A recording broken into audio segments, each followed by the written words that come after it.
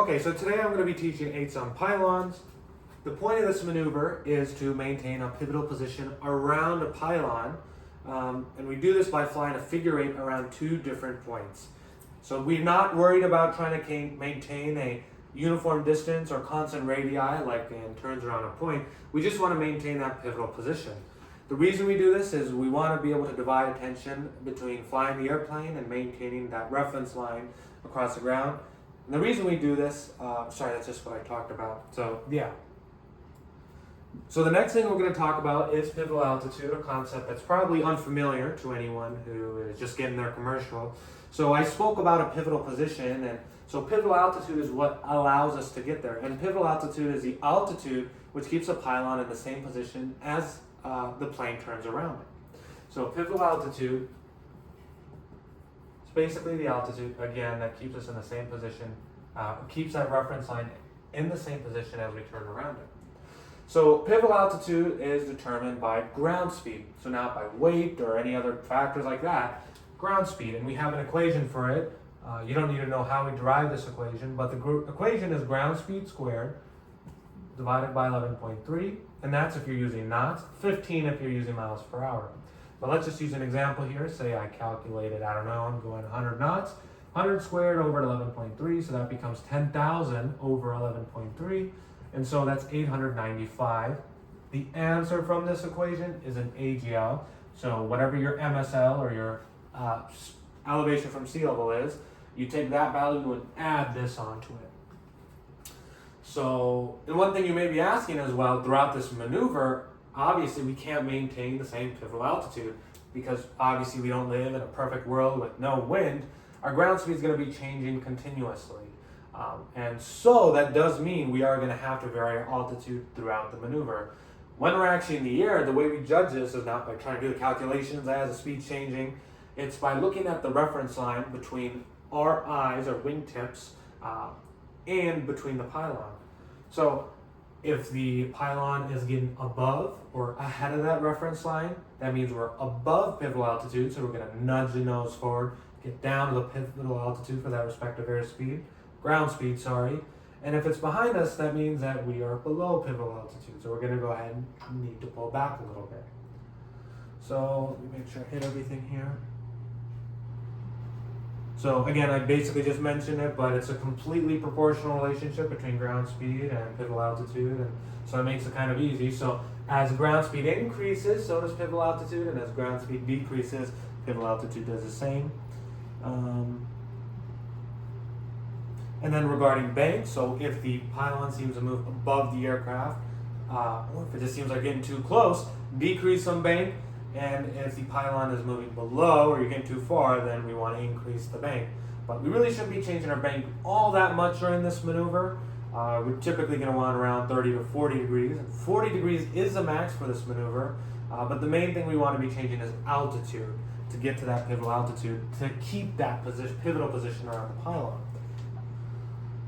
So now about picking pylons. So I mentioned the way we actually put this into practice is by using 2 pylons. So we want to pick 2 points. 2 points that should be, horizontally the same. And we want to also make sure these are around half a mile or apart. We also want to make sure, we're picking good points. We don't want to be doing 8s on pylons over a populated city, or if there's, a huge tower right here. So we want to make sure, again, they're prominent. We want to make sure it's not over like a congested area. We also want to make sure that, again, they're around half a mile apart. And then obviously you want to make sure there is an emergency landing distance in sight. I'm assuming, we're all learning in single engine airplanes when we first do this. So in the event we lose our engine, we want to make sure we can just level out and just go down. So starting this maneuver, some things we need to be aware of is obviously doing our pre-maneuver checklist. So that's going through the checklist, fuel selector, mixture, mags, propeller, throttle, whatever it is in your airplane. Another thing is just with every other maneuver, making sure we're clearing the area, so doing clearing turns if we need to. And again, those are always to the left because right-of-way rules state that airplanes need to, pass on the right. So we don't want to be doing clearing turns to the right and then just flying into someone, especially if you're flying a high wing because you can't really see anything above you. And so when we're entering this, we want to make sure we're at pivotal altitude. And I should have mentioned, when we enter this, we want to be on the downwind. So we want to be at the highest ground speed, so the highest pivotal altitude. The way I like to do it is just, I'm out here in the Midwest, a lot of cornfields and a lot of roads. So I'll typically just start on a road here, just start flying north if the wind's coming from the south. Start flying north, making sure I'm on airspeed, and mainly just making sure I'm at a constant airspeed. It's stabilized and trimmed out. I got a good power setting. I'm not going to change any of that. So once I'm coming up here, maybe around, half a mile out, I'm going to go ahead and turn here, 45 degree angle, to bisect these two pylons right in the middle. Obviously, these aren't perfectly, equal, but you get the point. Should be doing it right in the middle. And we're flying out here, until the reference line is aligned with the pylon. So that was a little far, but whenever that is, we're going to go and we're going to add our bank. So add our bank, and when we're adding our bank, first thing we're going to look for, obviously, is see, okay, where is the pylon? Now, it should be, right on there if you did your math right for pivotal altitude. But yeah, so again, if we roll on at our 30-40 degrees of bank and the pylon is ahead of the reference line, that means we're high, so we're going to pitch the nose over. If you think about it, we're turning from a tailwind, quartering tailwind, into a crosswind to a headwind, so our ground speed is going to be decreasing.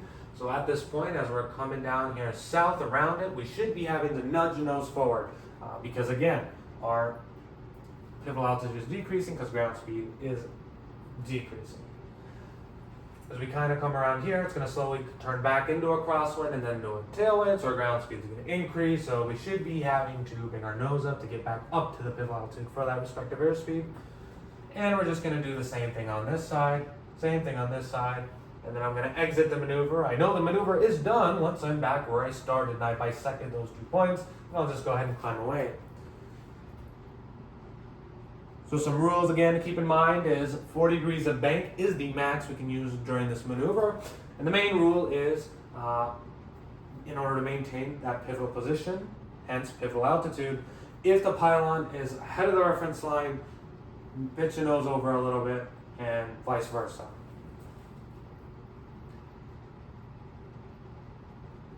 And I forgot to mention, so once we're actually going into the second pylon, we're going to do our second orbit around it. This rollout here, so we should be roll out straight and level for around 3 to 5 seconds. We shouldn't be taking 10, 20 seconds. 3 to 5 seconds, roll out wings level, and then go right into the one, onto the one to the right. So some common errors. Well, one is just the basic, not being safe, not doing our pre-maneuver checklist, not clearing the area, not making sure, we're not going to fly over towers. Another big thing, and this is probably the most common, and this is something I'm sure we're guilty of, and it's cheating, and that cheating is by slipping or skidding. So for example, if the pylon was ahead of my reference line, instead of descending like I should, some people, and me as well, when I first start off, would just add a little bit of right rudder, and that seems to fix the issue. But that's not the proper way to do it. So want to avoid that. And also negates the whole point of the maneuver, right? We want to maintain proper airplane control while only varying the bank and pitch. Nothing to do with, the yaw of the airplane. Another one is excessive gain or loss of altitude. And really that's only in one direction because, you're not going to go 1,000 feet down or else you're going to hit the ground. Excessive gain or loss of altitude. And keep in mind, stronger the wind, the more you're going to have to go up and down because the more that pivotal altitude is going to change because it changes with your ground speed. Next one, poor choice of pylons. Well, one of them is simply if they're too close, too far. We want to, we shouldn't be doing 8-sun pylons over, the airport FBO. We want to make sure, and again, making sure there's no big towers or anything like that, and we're not doing it over a populated area. Another one is not entering the pylons with the wind on our back.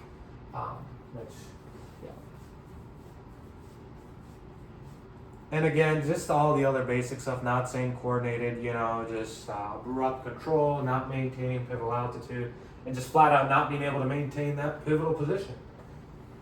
So some hazards with these, these should all be mitigated by our pre-maneuver checklist, and if we do everything right, but basically just being able to divide attention, making sure we're actually not losing too much altitude, making sure we're not, flying into any towers or anything like that. Another thing is making sure we're maintaining situational awareness. When we're first starting, it's a lot, right? You're trying to fly the airplane, looking outside. So again, you want to make sure you know where you are. You're not just kind of blindly just flying around this point, because you're still moving forward. Another one is, people sometimes do get disorientated in this maneuver. And so just remember, aviate, navigate, communicate. So if you're just completely lost, confused, all you do is just push the nose, pitch level, wings level, climb out, get away from the situation, get to a higher altitude where you can kind of figure out what went wrong or whatever. And then another one, obviously, we're at a low altitude, so if you get into a stall spin, it's going to be big challenge to recover. So the main thing here is prevention, making sure we're not getting too slow, not putting any sort of abrupt loads on the airplane, and making sure that if somehow we do manage to mess that up, we're coordinated, so we don't have any sort of yawing moment. And if we had that, might snap into a spin, depending on what type of airplane you're flying. If you're flying these trainers, pretty bulletproof to that. But you're low to the ground, so you're kind of screwed if that happens.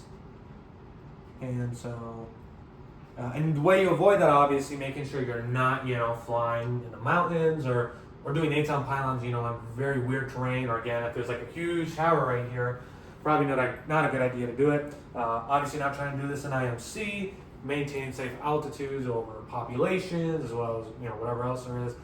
Making sure you're flying ATC clearances. You're not doing 8-ton pylons on the approach end of a runway. I know that's something that I've heard an examiner get very upset about. And then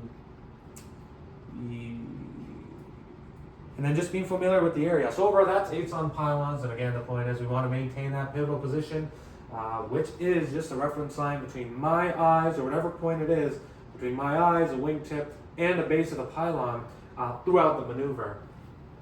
We do that by maintaining pivotal altitude. So that's 8-ton pylons.